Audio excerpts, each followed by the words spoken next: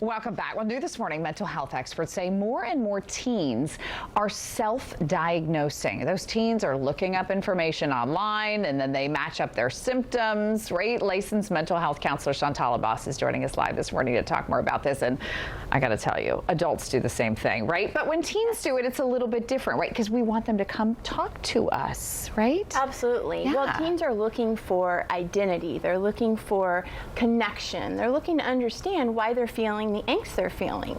You know, they feel that more than we do because they're growing up, they're developing, and a lot of times too, they grew up and they were in middle school during a pandemic, so they didn't understand a lot of what they were feeling. So getting a lot of that information from the internet, and that can be a problem sometimes. When we're talking about self-diagnosing, we're not just talking medical side of things, right? We're talking about the mental health side of things. And I think a lot of times life is brand new to them. And so they haven't experienced things, right? And so they're scared to talk to friends or family. They don't know who to turn to. How do we get them to talk? Well, it's really trying to approach it with empathy. And this is something that I've learned from experience is we don't want to tell them, no, you don't have that disorder. That is not something that you have. We don't want to tell them that immediately. We want to hear what they have to say, why they feel that way, and then talk to them regarding coping strategies and problem solving.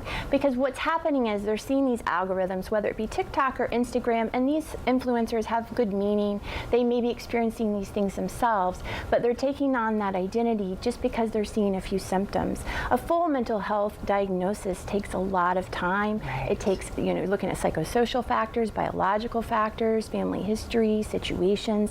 Everything has a symptom in it that you might think you identify with, but that doesn't mean that they have a full disorder. So really educating these kids on that, but understanding and helping them identify with their feelings without having to give them a full-blown disorder diagnosis. Right. And also taking away that stigma that if there is something going on, that there's something wrong with you, right? Because I think that even at that young age, they don't want to be labeled, right? Well, what I'm seeing is they do want to be labeled. Interesting. They want to have that because what they're doing is they're coming in and they're saying, Mom and Dad don't understand, which teens say that, you know, they don't get it. This is what I have, this is why. And I believe the reason they're doing that is because they don't feel heard, they don't feel like they have a community or a sense of belonging, so they want a label to understand themselves. And every time I have tried to direct them and say, hey, that's not necessarily your diagnosis, I've gotten a little pushback because that takes away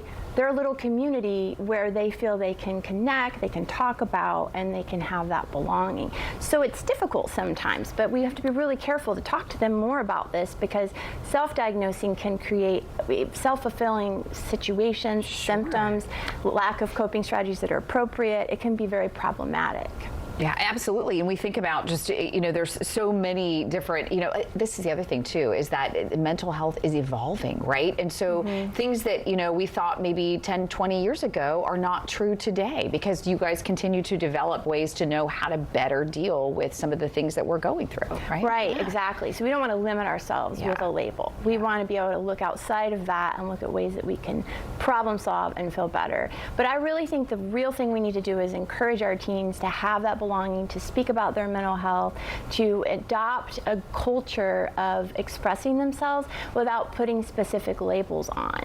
And that takes time, and that takes a lot of empathy and hard work, because I know sometimes this is really what they want. They want to feel heard. It's understandable. Well, you do a lot of great work with teenagers, so you certainly see this a lot. Shantala Boss, thank you so much always for coming in. It's been a long time, so great to have you back with us. Great to have you back. All right, 8:18, let's talk about things that are going on traffic-wise, and Deborah's got a traffic alert. The roads have been just a mess today.